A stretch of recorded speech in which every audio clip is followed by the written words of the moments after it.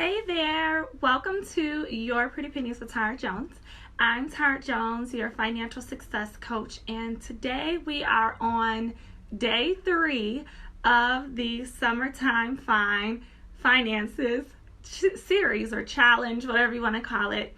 And this is a series where I am giving you, every day I am giving you an assignment to do, a small little assignment, so you can achieve the financial goal that you set back on day 1. If you haven't seen it, go back to day 1 and day 2. So you can achieve a financial goal by August 31st, 2018. And obviously, the skills and the things that you're learning in these lessons that you're learning is transferable. It don't just stop after August 31st. So September 1st, you're starting a new financial goal and you're going to continue to move forward. Today, we're going to be talking about how and why you should manage your money on a monthly basis and what is the tool that you need to use. All right. So again, if you have not started off, if this is your first time joining me, definitely make sure you watch day 1 and day 2 of this series in order to catch up so you can create your financial goal, and then also learn and listen to how to increase your income and also manage your expenses. So today we're going to be focusing on managing your money on a monthly basis using your zero-based budget. I absolutely love creating a monthly budget. I use it each and every year. That was one of the keys to me becoming debt-free, was learning how to use a budget and learning which one that you're supposed to use and that's most effective. And the model and the method that I use is a zero-based budget.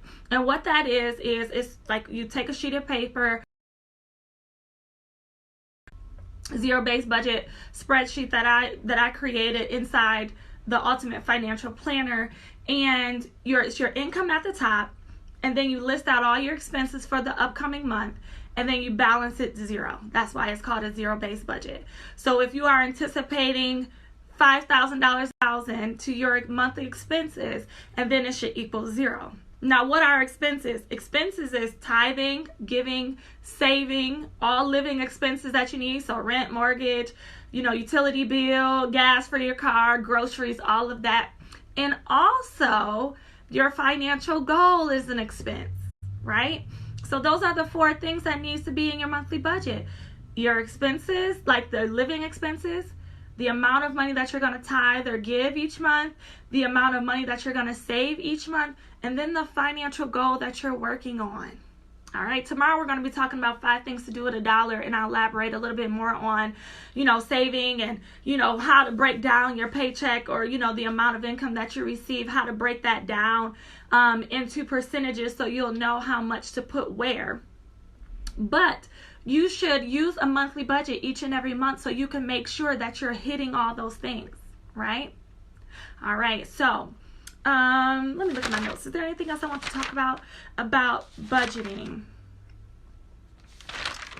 Oh, one thing that I want to talk about, I know budgeting but the word budget gets a bad rap, but one thing I always tell my clients when they hear the word budget, never to think of it as something that's restrictive.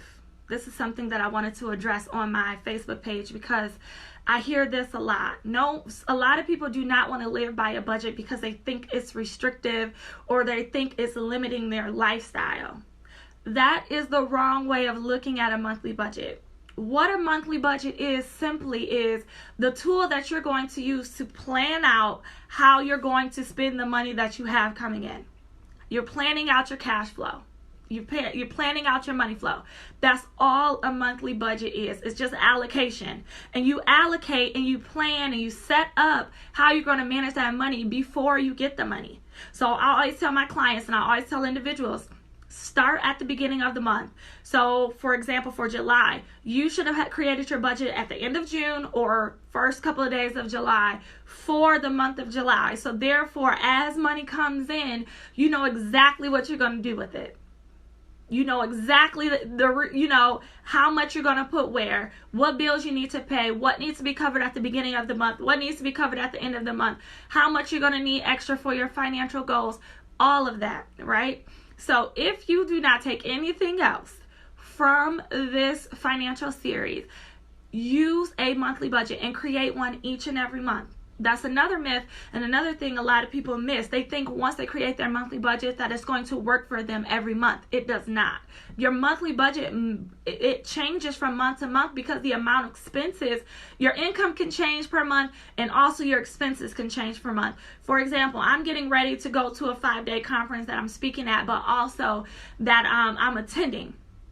So the portion when I'm attending, that comes out of my personal finances and not my business finances, right? Some of the things that I'm doing extra outside of business work is going to come out of my personal finances. Well, I need to budget that and allocate money towards that at the beginning of the month so I can make sure that my rent is paid, that my car insurance is paid, that, all Terrence gymnastics is paid, everything is paid for, my gas in my car is paid for the month, everything is paid for while I'm out doing something, right? And so last month, I didn't go to a conference. This month, I'm going to a conference. So if I would have tried to use last month's budget for this month, it wouldn't have worked. So that's why you need to create a budget each and every month, because every month is going to look different. Next month, Terrence starts back school. My 9-year-old, she starts back school. Not to mention Terrence's birthday is coming up next week. So not to mention, I had to budget for that. I had to budget for a birthday party, for her gifts, everything else. Next month, she goes back to school. My finances and what my expenses are going to be different. Also, my income is different. I have way more speaking engagements next month in September, which means I have more business income, which means I have more personal income that I'm paying myself, right? So your monthly budget is going to change, your money flow is going to change, and so should your budget, all right? So those are the tips that I have for you today. Take out a sheet of paper, or you can order your financial reset at I'll put the link in the comments. Actually, I'll put the link in the comments. How to order the ultimate financial planner. It is a financial planner that you can use for 1 full year, fully customizable. You can use the calendar that's in there. You have one each month to where you can write the dates on when your bills are due, so you know what you need to plan for as far as finances at the beginning of the month, the middle of the month, the end of the month. But also it has a monthly expense tracker and a monthly zero-based budget for each month for the next 12 months. So definitely grab that. The link will be in the comments, or you can go to yourprettypennies.com/shop to grab it. All right. I'll talk to you guys soon. Stay tuned for day 4 that comes out tomorrow at 12:30 p.m. Eastern Standard Time. Talk to you soon. Bye.